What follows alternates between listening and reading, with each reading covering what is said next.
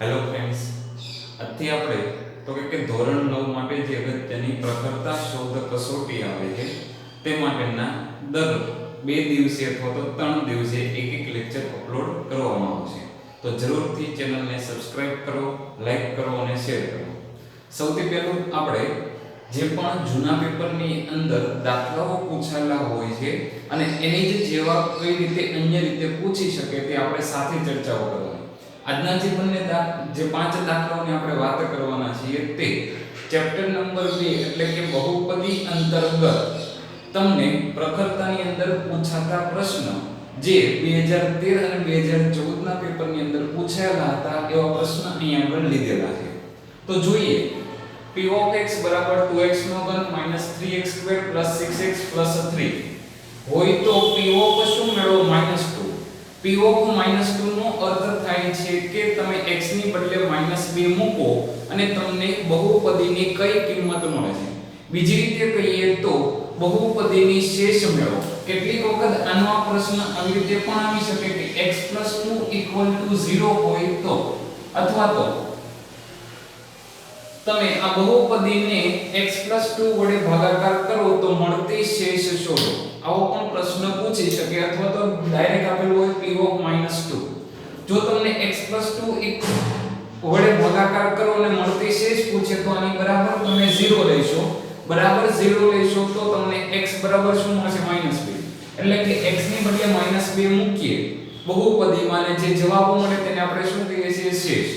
તો જોઈએ કે p of -2 2 x નો ઘન એટલે -2 નો ઘન -3 -2 એનો વર્ગ +6 x ની બદલે -2 +3. -2 છે માઈનસ સંખ્યાનો હંમેશા ઘન કેવો થઈ જાય તો કે માઈનસ રહે છે એટલે 2 નો ઘન 8, પરંતુ કેવો આવશે? માઈનસ. તો -8 ગુણ્યા 2 એટલે કે -16. -2 નો વર્ગ બેકી ઘાત હોય ત્યારે માઈનસ નિશાની રહેતી નથી પરંતુ પ્લસ થાય. તો 2 નો વર્ગ 4 ને 4 તેરી કેટલા થઈ જશે? 12. બીજું 6 દુ શું થઈ જશે તો કે -12 અને +3. 16 અને 12 છે બધી અહીંયા આગળ પહેલી 3 નિશાની કઈ છે? માઈનસ છે. તો બધાનો સરવાળો કરી નાખીએ તો 12 અને 12 24, 24 અને 16 એટલે -40. અને -40 + 3 તમે કરો છો તો તમને કેટલો આન્સર આવે છે? તો કે -37. સેકન્ડ દાખલો તો કે અહીંયા આગળ તમારે એક સૂત્ર યાદ રાખવું પડે કે a³ + b³ + c³ એની કિંમત શું હોય. તો આની માટેનું આપણે સૂત્ર જોયું હોય તો સૌથી પહેલું તમે એવું કરતા કે જો x + y + z 0 હોય તો, એટલે કે પહેલા પદનો ઘન પ્લસ બીજા પદનો ઘન પ્લસ ત્રીજા પદનો ઘન, એમાં જે a b c છે એની બદલે x y z લખો કે a + b + c કરો. અને જો જવાબ 0 થતો હોય તો આનો ઘન મને સરળ રીતે મળી શકે 3abc. જો તમે xyz કીધું હોય તો 3xyz આવે, પરંતુ એની શરત કઈ છે તો કે a b અને c નો સરવાળો શું થવો જોઈએ? 0. તો આ સૂત્રનો ડાયરેક્ટ આપણે ઉપયોગ કરી શકીએ. તો 5 અને 7 એટલે 12, 12 એટલે કે 0. જો 0 થાય તો a ઘન + b ઘન + c ઘન એટલે કે બધાના ઘન કરવા જવાની જરૂર નથી. તમે બધાના ઘન કરશો તો થોડીક વાર લાગશે. એટલા માટે અહીંયા આગળ કઈ રીતે કરવાનું? 3abc. 3 a એટલે શું લઈ લેવાનું તો કે 5 છે, b એટલે 7 છે અને c એટલે કેટલું છે તો કે -12. હવે સરળતાથી ગુણાકાર કરો તો બેકી સંખ્યાને 5 હોય તો એક 0 મળે છે એટલે સીધું અહીંયા ગુણાકાર કરી નાખાય. 12 × 5 = 60. 12 × 5 તમે શું કીધું તો કે 60 પણ કેવાય માઈનસ. 7 તેરી તો કે 21 આવશે. હવે 21 6 કે તમને ડાયરેક્ટ આવડતું હોય તો લખી નાખો કે સીધું તમને 126 આવે, પાછળ 0 એટલે કે 1260 તમને આન્સર મળશે. તો a ઘન + b ઘન + c ઘન ની કિંમત શું થઈ જશે? -1260. નીચેનો પ્રશ્ન છે એની અંદર બહુપદી છે અથવા તો નથી. તમને એવો પ્રશ્ન આપેલો હોય કે 4 ઓપ્શન હોય અને તમને એવો પ્રશ્ન પૂછે નીચેના પૈકી કઈ બહુપદી નથી. કેટલીક વખત ફેરફાર કરે તો એવું પણ પૂછી શકે કે સુરેખ બહુપદી જણાવો નીચેનામાંથી, દ્વિઘાત બહુપદી જણાવો, ત્રિઘાત બહુપદી જણાવો. તો આપણે બધી રીતે એને પ્રશ્નને જોઈ લઈએ. x² - 5 છે. જો x ની વધુમાં વધુ ઘાત 2 હોય તો એને દ્વિઘાત બહુપદી કહેવાય. યાદ રાખો કે ચલ છે આપણે એક જ વાળી ભણીએ છીએ બહુપદી, બે ચલ વાળી બહુપદી અત્યારે આપણે સિલેબસમાં નથી. બાકી બે ચલ હોય તો એ બહુપદી તો છે જ. એટલે કે કદાચ જો x² - 5y લીધો તો એ બહુપદી કહેવાય જ, કારણ કે કેટલા ચલ વાળી છે? બે ચલ વાળી. પણ એક જ ચલ વાળી બહુપદીની ઘાત કેટલી છે? અહીંયા 2.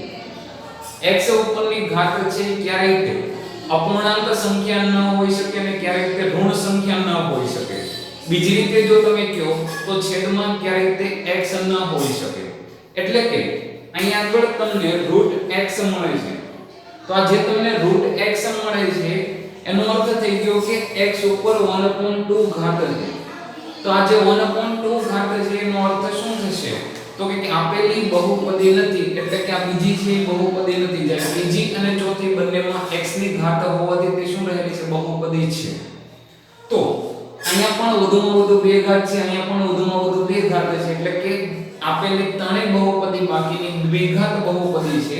જ્યારે બીજો ઓપ્શન છે તેમાં x ની 1/2 ઘાત છે, તો 1/2 છે અને બહુપદી કહી ન શકાય. હવે તો કે બહુપદી છે તેનું મારે શૂન્ય મેળવવું.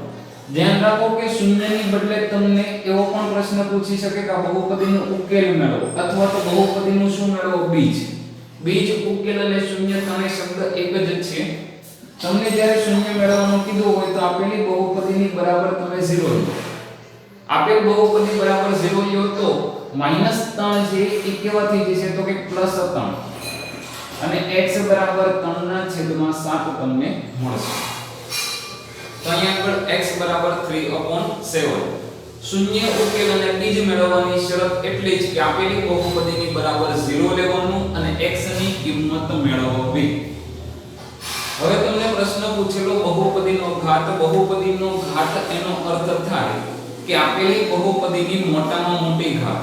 કેટલીક વખત તમને સીધો સહગુણક પણ પૂછી શકે આપેલી બહુપદી માટે. તો બંને રીતે આપણે પ્રશ્નને જોઈએ.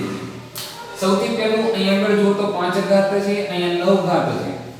જ્યારે તમારે કાઉન્સ ઉપર ઘાત કરેલી હોય તો એ બંનેનો ગુણાકાર થઈ જાય, એટલે કે ગુણાકાર થશે અને તમને કેટલા મળશે? તો કે 12. આ બહુપદીમાં વધુમાં વધુ x ઉપર કેટલી ઘાત આવી? તો કે 12. જે વધુમાં વધુ ઘાત આવે એને જ બહુપદીની ઘાત કહેવાય. માનો કે આ જ બહુપદીની અંદર તમને એવો પ્રશ્ન પૂછો હોત કે x નો સહગુણક લખો. સહગુણકનો અર્થ થાય કે આપેલી બહુપદીમાં ચલ જે કીધો હોય તેની આગળ રહેલી સંખ્યા. તો આ બહુપદીમાં જો તો x ની આગળ શું રહેલું છે? તો કે -4. તો આ બહુપદી માટે x નો સહગુણક શું આવશે? તો કે -4 આવશે.